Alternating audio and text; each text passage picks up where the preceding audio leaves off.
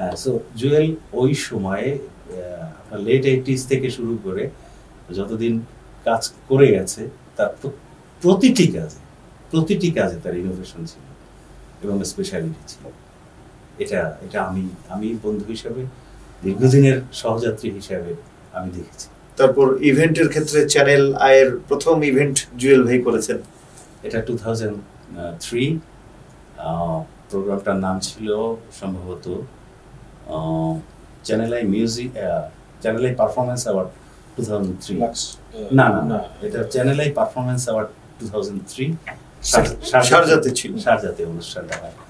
ওই অনুষ্ঠানের স্ক্রিপ্ট আমার লেখা ছিল এবং ওখানে মনে হয় উনি একটা বেস্ট ম্যানেজমেন্ট বা কোনো একটা কিছু হিসাবে একটা ক্রেস্টও পেয়েছিলেন। হ্যাঁ, এবং মানে বেস্ট ইভেন্ট ম্যানেজমেন্ট ওই ইভেন্ট করে আসার পরেই চ্যানেল আই তাকে অফার করে যে তুমি চ্যানেল আই এর এই ইয়েটা প্রোগ্রাম সেক্টর দেখো, ইভেন্টসের দায়িত্ব।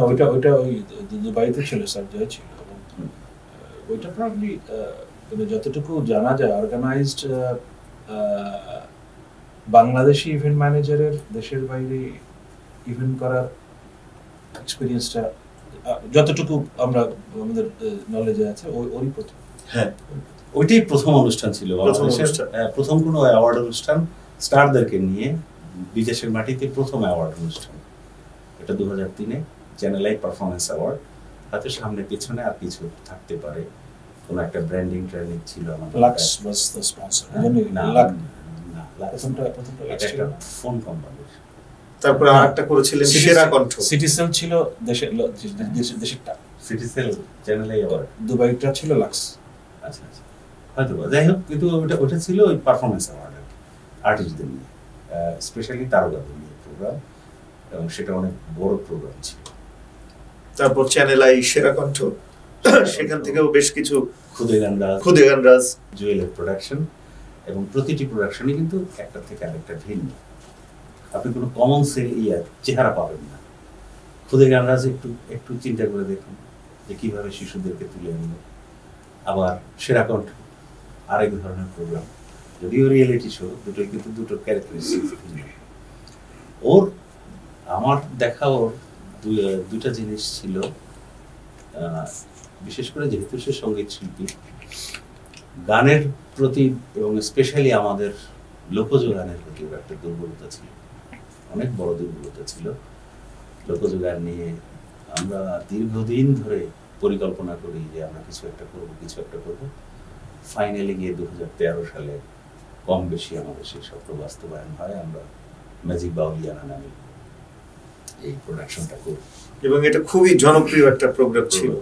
এবং উনি নিজেও পবন দাস বাউলের খোদা তোমার দিল কি দয়া হয় না, তারপর মান্নাদের প্রতি ওনার একটা দুর্বলতা ছিল। মান্নার গান তো একেবারে সেই আমরা যখন একই স্কুলে ছোটবেলায় পড়ি, ওর তখন গাওয়া, ও বেশি গাইতো মান্নাদের গান। বিশেষ করে আমার এই মুহূর্তে মনে পড়ে, যারা জুয়েলের বন্ধু এই অনুষ্ঠান দেখবে ওরাও আমার সাথে একমত হবে, 2-3টা গানও খুব গাইতো। একটা ছিল তার মধ্যে পৌষের কাছাকাছি রোদ মাখা সেই দিন আসবে কি কখনো, এই গানটাও খুব করতো। কফটা চোখের জল ফেলেছ কি ভালোবাসবে, এগুলি করতো। মানে যখন এটা বলছি একেবারে শৈশব এবং কৈশোরের দিকে, হ্যাঁ, এই গানগুলো বেশি করতো। আর স্পেশালি আপনার আমি যেটা বলতে চাইছি যে ফোক গানের উপর, লোকগানের উপর ওর একটা দুর্বলতা ছিল। ও কিন্তু প্রথম আপনার ডকুমেন্টারি করে শাহ আব্দুল করিমের উপর। রাইট, এটা হয়তো অনেকেই জানে না। তো তখন থেকেই আমার সাথে ওর যত আলাপ হতো, তার মধ্যে একটা ছিল যে আরে ভাই, আমাকে কি করে আমরা এই গানগুলো সংগ্রহ করে রাখতে পারি, কিভাবে আমরা এটা করতে পারি, আমাদের তো লোকগানগুলো হারিয়ে যাচ্ছে। ওর একটা পেইন ছিল, একটা বেদনা ছিল এই নিয়ে। আর অদ্ভুত একটা ব্যাপার, ওর মাথায় সবসময় না ইনোভেটিভ আইডিয়া কাজ করত, প্রতি মুহূর্তে নতুন আইডিয়া কাজ করত, এবং সেগুলি কখনো গান নিয়ে, অনুষ্ঠান কেন্দ্রিক, ম্যাক্সিমামটাই ছিল অনুষ্ঠান ঠিক, যে এরকম একটা প্রোগ্রাম করা যায়, নির্মাণে নতুনত্ব। হ্যাঁ, নির্মাণে সবসময় ওর একটা নতুন কিছু করার একটা পেইন ভিতরে কাজ করত। তো সেখান থেকে তো যেগুলো আপনারা দেখেছেন, কিছু কাজ অসমাপ্ত আছে, অনেকগুলো পরিকল্পনা আমাদের শেষের দিকেও ছিল, কিন্তু দুর্ভাগ্য যে সেই কাজগুলো হয়তো আর হবে না, যেহেতু আমরা একটা টিম জুয়েলের নেতৃত্বেই কাজ করতাম। ওটাকে তখন আমরা আসলে জুয়েল যে একটা আলাদা সত্তা এটা কখনো মনে হয়েছে যে আমার হৃদয়ের একটা অংশ জুয়েল, এই বা আমি কাজ করছি, জুয়েল কাজ করা মানে আমি কাজ করা, বা আমি কাজ করা মানে জুয়েল কাজ করা, এইরকম একটা বন্ধুত্ব বা একটা টিম ওয়ার্ক আমাদের মধ্যে ছিল সবসময়। ওর এই ক্ষেত্রেও কিন্তু একটা চয়েস ছিল, ও খুব সিলেক্টিভ কিছু মানুষদেরকে নিয়ে কাজ করত। সেই আমি সৌভাগ্যবান যে ওর সেই টিমের আমি একজন মেম্বার। আমরা যারা ব্যাক স্টেজে কাজ করতাম, তো একটা যে কোনো কাজ শুরু হওয়ার সাথে সাথেই ফোন আসতো, আরে ভাই আসেন। এটা আবার একটু আঞ্চলিক ভাষা, যেহেতু আমরা একই অঞ্চলের মানুষ, হ্যাঁ, তো শুরু করতে এইভাবে, বাড়ি এই কই অফিসে, হ্যাঁ কি কও বিয়েলে একটু এক পারবেন, একটু আলাপ হলে আমাদের লাগে, একটু আলাপ হলে একটু আগে এই। এরপরে আমরা দুজন যখন মিলতাম, তখন যেহেতু আমরা একেবারে শৈশব স্কুল জীবনের আমরা একটু আঞ্চলিক ভাষাই কথা বলি। ওই অফিস থেকে আসার পরে কি আগে বন চা খান বিড়ি খান, এরপরে কথা খুব মন। এরপরে আমরা আসলে আলোচনা শুরু করতাম যে এই সামনে একটা কাজ করব, এটা এইভাবে হ্যাঁ, এই শুরু হয়ে যেত আর কি প্ল্যানিং, আলাপ আলোচনা, আড্ডা, এবং সেই আড্ডার ছলে আস্তে আস্তে আস্তে আস্তে আমরা জিনিসটাকে একটা শেপে নিয়ে আসতাম। আরেকটা ছিল ওর মধ্যে বন্ধুদের নিয়ে ওর বেড়াতে যাওয়ার খুব প্রবণতা ছিল। আমরা 2015 সালে, তখন ও অলমোস্ট অসুস্থ, 15 সালে আমরা প্রায় 10 জন বন্ধু 3টা শহরে যাই। প্রথমে যাই আমরা ঝালকাঠিতে, ওখানে একটা অনুষ্ঠান করি। তারপরে ওর আরেকটি স্মৃতির জায়গা নলছিটিতে গিয়ে আরেকটা অনুষ্ঠান করি, বরিশালে আরেকটা অনুষ্ঠান করি। 3 শহরে 3টা অনুষ্ঠান করি। সব আমাদের পুরনো যারা ওই সময়কার সাংস্কৃতিক কর্মী, কিংবা কি বলবো, যে জুয়েলকে যারা ভালোবাসে, জুয়েলের ফ্যান ফলোয়ার, ভক্তরা, আর বিশেষ করে যেহেতু এগুলি তার শৈশবের জায়গা এবং নিজের জায়গা, জুয়েল আসছে শোনা মাত্রই মনে করেন 2-3 হাজার মানুষ অটোমেটিক চলে আসতো, জমা হয়ে যেত। তো আমরা 3টা প্রোগ্রামই করলাম। এটা কিন্তু একেবারেই প্লেজার ট্রিপ। তো কিন্তু তার মধ্যে অনুষ্ঠান, এবং সেই যে 10 জন আমরা কত 5-6 দিন বোধহয় একসাথে, ওইটা আরেকটা মানে বন্ধুত্বের আরেকটা তৈরি হয়ে গেল, বলয় তৈরি হয়ে গেল এই 10 জনকে নিয়ে। এরা আমরা সবসময় শুধু ওই নস্টালজিয়ায় ভুগি, আরে ওইরকম আরেকটা ট্যুর হতো। প্রত্যেকটা বন্ধু এখনো বলে, তার মধ্যে স্পেশালি আমি নামই বলি, এই মুহূর্তে খুব নাম করা গিটারিস্ট রাসেল ছিল। তারপরে ওর নামটা কি জানো, ওই যে গানটা করলো চিটাগাংয়ের, রিয়াদ ছিল, হ্যাঁ, আউয়াল ছিল, আমি ছিলাম, নাইম ছিল। তো সবার ভিতরে আকাঙ্ক্ষা যে ওরকম আরেকটা ট্যুর হবে। এই কিছুদিন আগেও আমরা আলোচনা করছিলাম যে জুয়েল চলো আরেকবার যাই, কিন্তু দুর্ভাগ্য যে শরীর আর পারমিট করেনি। আমাদের খুবই প্ল্যান ছিল যে আমরা আরেকবার ওকে নিয়ে এরকম একটা লম্বা ট্যুর দিব। এর আগেও আমি, নাইম এবং জুয়েল আমরা শুধু বেড়ানোর জন্য নেপালে যাই। নেপালে একান্তে আমরা থাকি সারা রাত ধরে আড্ডা, এবং সেই আড্ডাও কিন্তু ওই একই সাংস্কৃতিক আড্ডা, একই চিন্তা, সামনে আমরা কি করতে পারি, কিরকম হলে ভালো হয়। আমাদের তো এখানে মাঝে মাঝে আমার সাথে ওর কিছু বিষয় নিয়ে আলাপ হতো, এইভাবে যে আমাদের শিল্প সংস্কৃতি কোন দিকে যাচ্ছে, এরকম কিছু তাত্ত্বিক বিষয় নিয়ে আলোচনা হতো। তো ওর একটা জিনিস ছিল, ও কিন্তু খুব মডার্ন সবকিছুকে খুব তাড়াতাড়ি গ্রহণ করতে পারত। সেই ক্ষেত্রে আমাদের অনেক ধন্যতা আছে, আমি জানি।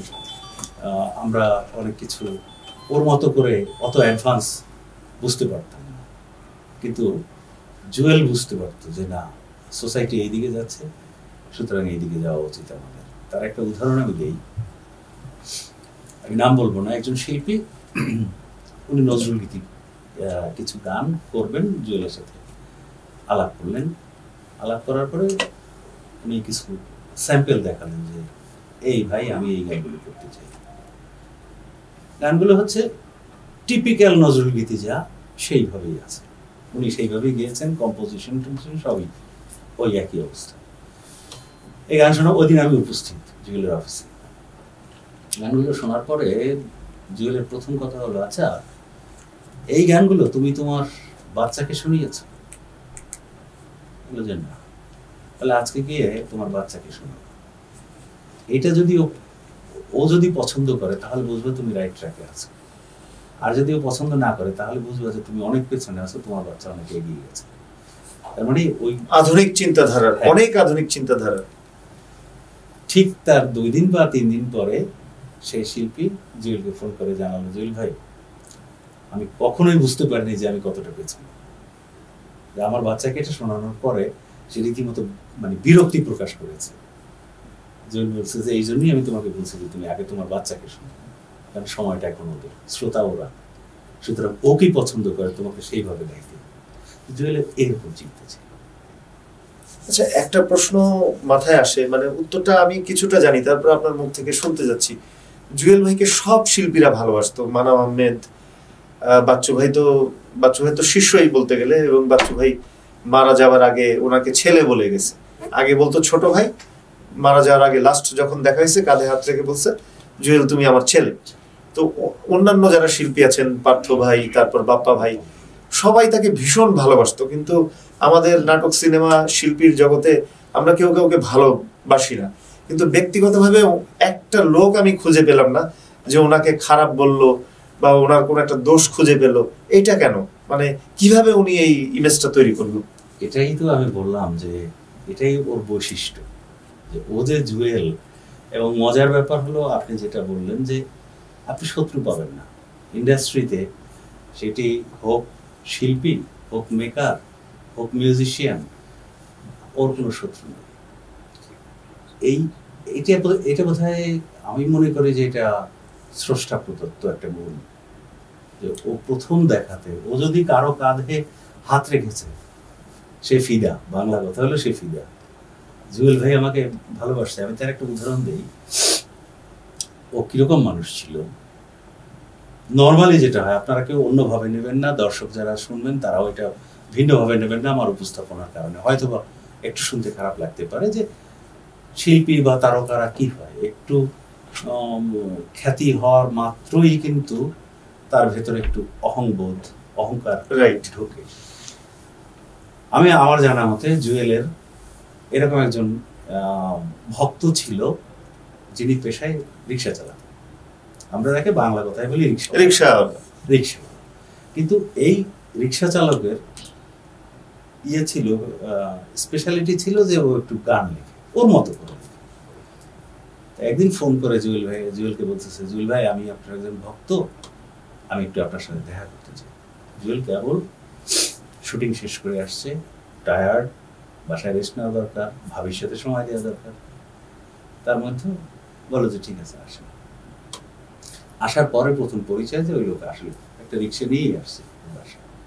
নিচে আসছে, জুয়েল নিচে নামলো, রিক্সাওয়ালা পরিচয় টরিচয় দিয়ে, জুয়েল ভাই আমি আপনার খুবই ভক্ত, ধন্যবাদ। তারপরে বলে যে আমি একটু গান লিখি, আপনাকে একটু আমার গানগুলো দেখাচ্ছে। এই বলে ওই রিক্সার সিটের নিচে গানের খাতা দিল। জুয়েল সেই খাতা কিন্তু পড়লো, পরে মন্তব্য যা করার করলো যে এটা একটু আরেকটু এইভাবে করেন তাহলে ঠিক আছে। এবং এই রিক্সাওয়ালা পরে আমি জুয়েলের কাছে শুনছি যে ও যদি ও বেশিরভাগ সময় ফোন করতো রাত্র মধ্যরাতে, জুয়েল কিন্তু রিসিভ। এই যে একটা বিষয় যে না এই মানুষটি আমাকে ফোন করেছে আমার কাছ থেকে একটু শোনার জন্য, কত বড় হৃদয়ের মানুষ তিনি। এই সমস্ত ছোট্ট ছোট্ট কারণেই হয়তো বা জুয়েলের কোনো শত্রু নেই। জুয়েলের অহংকার ছিল না, একদমই নিরহংকারী একটা মানুষ। আর তার মধ্যে ওইটাও ছিল না যে তুমি কোন শ্রেণীর, আমি কোন শ্রেণীর, বা আমি এখন টায়ার্ড, আমি এটা করতে। আমরা কিন্তু ন্যাচারালি করি, ভাই এখন আমি কেবল শুয়ে পড়ছি, কালকে আলাপ করবো, জোরে শিখেছি। এবং প্রচন্ড কাজ পাগল মানুষ ছিলেন, অসুস্থ বিছানায় পড়ে আছে, মানব ভাই ফোন দিল, তারপরেও সে বললো না মানব ভাই আপনার সবকিছু, আমার পেপারস রেডি হয়ে গেছে, আমি অফিসে আসবো এবং আপনার কাজ করব। এরকম একটা দৃঢ় বিশ্বাসের মানুষ ছিলেন তিনি। অসুস্থতাটাও বিশ্বাস করতো না এবং আমরা ওকে বিশ্বাস করতে দিতাম না, আমরা বলতাম যে না। এবং খুব শেষের দিকেও চলে যাওয়ার একেবারেই ধরেন 4-5 দিন আগেও আমরা বাসায় গিয়ে আড্ডা দিচ্ছি। আমাদের উদ্দেশ্য ছিল একটা, যে আমরা কখন গিয়ে ওকে জিজ্ঞেস করতাম না তুই এখন কেমন আছিস, এটা জিজ্ঞেস করতাম। আমরা রেগুলার আড্ডা নরমালি যেভাবে বাসায় ঢুকেন একটা মানুষ সুস্থ থাকলে যেরকম হয় হইচই কথাবার্তা। কখনোই আমরা 2-3 জন বন্ধু ছিলাম যারা এই প্রসঙ্গটা আনতাম না যে তোমার শরীর অবস্থা এখন কেমন, আগের থেকে ভালো কিনা, এগুলো না। আসছি, বসো, আরাম আছে, চা খামো, দাও চা রান দাও, যে বুয়াকে ডেকে বলতো যে বুয়া নাস্তা দাও, মানে অসুস্থতার কোনো আলাপ নাই। এবং ও কখনো নিজেকে যে আমি এখন অসুস্থ, খুব শেষের দিকে একেবারে যখন আর ফিজিক্যালি সাপোর্ট করছিল না, তখন 2-1 বার সে মুখ থেকে বলছে যে ভাই খারাপ লাগছে, কিন্তু এর আগে কখনো বলেনি। ইভেন আমরা গত রোজাতেও খুব কাছের বন্ধু যারা, এরা মিলে জুয়েলের অফিসে একটা ট্রেডিশন ছিল এটা ইফতার করা, ও কিন্তু এই বছরের ইফতারটাও করে গেছে আমাদের সাথে। কখনোই সে এই শারীরিক অসুস্থতাটাকে অসুস্থতা হিসেবে নেয়নি। এবং অসম্ভব মানসিক শক্তি ছিল, অসম্ভব, এটা কল্পনা করা যায় না। বিশেষ করে আপনারা জানেন তার একটি দুরারোগ্য ব্যাধি ছিল, আমি এটা মুখে আনতে চাই না, আমি এবং উনি এটা প্রকাশও করতে চাইতেন না। আমরা একটা পর্যায়ে খুব প্রথম শুনিও আমি, সেটার একটা ঘটনা ছিল, আমার একটা অপারেশনকে বেস করে ও বললো যে এরকম একটি সমস্যা আমারও আছে, তো আমি বাংলাদেশে দেখাবো না, আমি থাইল্যান্ডে গিয়ে দেখাবো।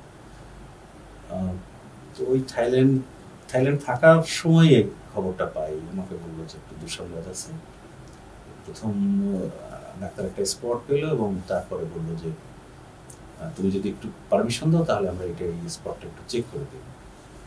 তখনও দুঃসংবাদটা পাই। তো তখনও কিন্তু ও পরিষ্কার বলে দিচ্ছে যে আপনারা কাউকে এটা বলবেন না। এটা 2011 সালের মাস, যে এটা কাউকে বলবেন না, এটা কাউকে বলার দরকার নেই। তো এবং উনি নাকি বলতেন যে এই কারণে কোনো সিম্প্যাথি বা আমার কাজে কোনো ফাঁকি দেয়া এগুলোর ভিতরে আমি নাই, এই কারণে আমি বলতে চাই না।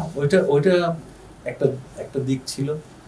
যেমন কেউ আমাদের মধ্যে এরকম প্রপোজালও দিয়েছিল, যেহেতু আপনি জানেন যে এটা 14 বছর একটা এরকম একটা দুরারোগ্য ব্যাধি, সে জমিদার হলেও তো তার একটা আর্থিক দাঁড়ায়। তো আমাদের মধ্যে অনেকে এরকম প্রপোজাল নিয়ে আসছিল যে একটা কনসার্ট করি, ফাইন্যান্সিয়াল একটা ফান্ড রেজ করি, এরকম কিছু। কিন্তু জুয়েল বলছিল আমি সেই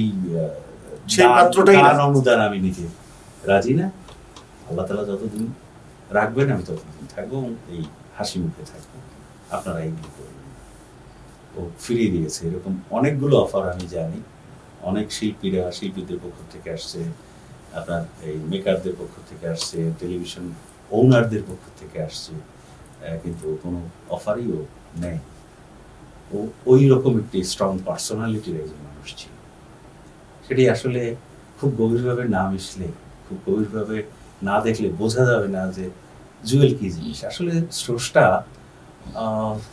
কিছু মানুষ বোধহয় ব্যতিক্রমী মানুষ তৈরি করেন, জুয়েল তার মধ্যে একজন।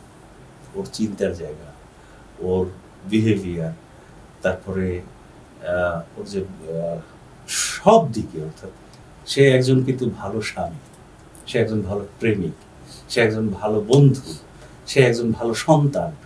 ওর কোন দিক আমি বলবো যে এই জায়গাটায় কারো কমপ্লেইন আছে। ও যে যাদের সাথে ও চাকরি করেছে, যে সমস্ত প্রতিষ্ঠানে, দুটো আপনারা জানেন বড় বড় 3টা টেলিভিশন স্টেশনে চাকরি, মাছরাঙ্গা, চ্যানেল আই, ইটিভি, একটি প্রতিষ্ঠানের কর্ণধার বা উপরস্থরা কেউ কখনো ওর উপরে অখুশি ছিল না। তারা মনে করতো যে একটা পারফেক্ট লোককে আমরা পারফেক্ট চেয়ার দিয়েছি, এবং ওর দপ্তরে কোনো কমপ্লেন ছিল না। কিভাবে যেন এটা ম্যানেজ করতে পারত। এইটাই জুয়েল, এই স্পেশালিটিটাই জুয়েল। এবং আমি মাঝে মাঝে বলি যে জুয়েলের পুরো জীবন দর্শনকে আসলে জীবন দর্শনটা একটা গবেষণা হওয়ার সাবজেক্টের। ইভেন ও বলতো যে লন্ডনে ওর যে ডক্টর, সে বলছে যে তোমার যে দুরারোগ্য সমস্যা, এটা পৃথিবীতে রেয়ার কেস যে যারা এতদিন বাঁচে, সো তোমার উপরে গবেষণা হওয়া উচিত। তো ওইটা যেমন রোগ আসপেক্টে ও এক্সেপশনাল, ব্যক্তি জুয়েল আসলে প্রতিটি ক্ষেত্রে এক্সেপশনাল। এটা আমার দেখা। আমি আমি আমি সাধারণত খুব বেশি কি বলবো যে এটা আমি বলতে পারবো না, যে মানুষের তো একটু না একটু দোষের জায়গা পাওয়া যায়। তা আমার কাছে মনে হয় যে ওর দোষ একটাই যে ও এত ভালো কেন।